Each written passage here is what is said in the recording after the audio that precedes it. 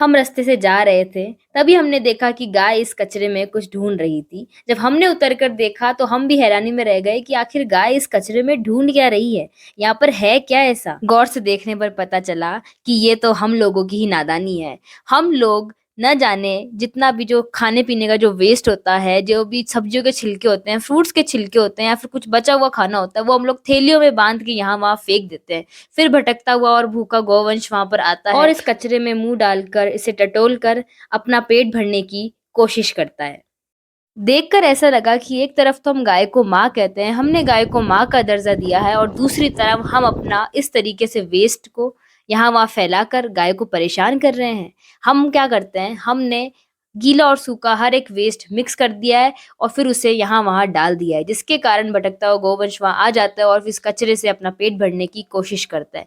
लेकिन आप भी जानते हैं और हम भी जानते हैं कि गौवंश इस कचरे में पेट नहीं भर पाता, बल्कि बहुत सी बीमारियों को आगमन दे देता है।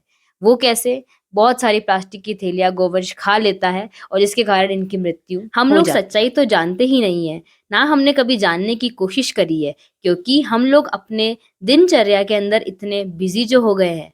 हमने कभी ये जानने की कोशिश नहीं करी कि हमारा वेस्ट आखिर जाता कहाँ है। तो हम आपको बताते हैं आपका वेस्ट जाता कहाँ है। हम सोचते हैं कि ये सभी जो गाड़ियाँ आती है, इन सभी के अंदर हम अपना वेस्ट डाल देते हैं और बाद में हमने तो कचरा किया ही नहीं, हमारा कचरा किसी को कैसे परेशान कर सकता है। लेकिन जब हमने वहाँ की असलियत देखी, तो आप भी जानकर हैरान हो जाएँगे। ये देखिए, ये है हमारे कचरे की असलियत। हाँ, यही है कचरे की असलियत। हम सभी लोगों का जो वेस्ट है, वो यहीं पर आता है। यही है किशनगढ़ का डंप ग्राउंड। यहाँ पर ही हर एक जने का वेस्ट, आपका वेस्ट, हमारा वेस्ट पहुँचता है। यहाँ पर अंजाम देता है। और आप देख सकते हैं यहाँ पर क्या हो रहा है। जब हमारा वेस्ट यहाँ पर खाली हुआ, तो यहाँ पर कितनी गायें आ जाती है और न जाने यहाँ पर कुछ न कुछ ढूँढने की कोशिश करती है। यह भटकता गोवंश कहाँ जाए? हम लोग गाय को माँ तो कहते हैं, लेकिन शायद आप और हम मिलकर हमारी माँ को बहुत परेशान कर रहे हैं। ये हमारा कचरा गाय को बहुत परेशान कर रहा है, समस्त गोवंश को बहुत परेशान कर रहा है। सोचने लायक बात तो ये है कि चलो, अब तक तो हमें इन सभी चीज़ों के बारे में नहीं पता था। अब तक तो हमें नहीं पता था कि क्या हमारा वेस्ट सच में इतना परेशान करता है।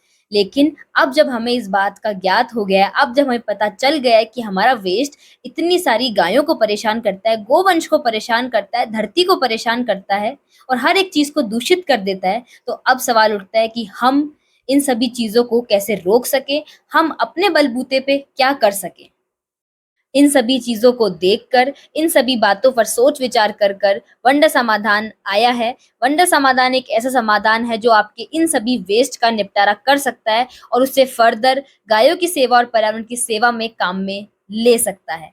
वंडर समाधान ऐसी और भी बहुत सी चीज़ों पर बात करता रहता है। आप हमारे यूट्यूब चैनल को जब भी आपके पास आपका वेस्ट समय हो, जब भी आपके पास आपका कुछ समय फ्री हो, तब आप हमारे यूट्यूब चैनल पर जाइए, हमारी इस बात को समझिए, आप भी हमारी बात से ज़रूर रिलेट कर पाएँगे। अच्छा लगे तो हमारी बात को सभी लोगों के साथ में शेयर करें।